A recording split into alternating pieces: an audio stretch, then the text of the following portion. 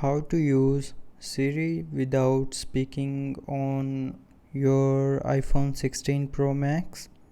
So first of all, open settings.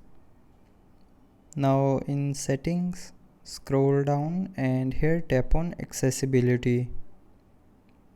Now in accessibility, scroll down to the end and tap on Siri, and here you will see a type to Siri button on the top.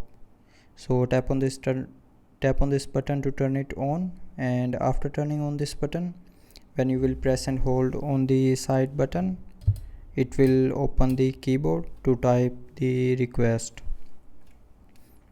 Now you can type any question for Siri.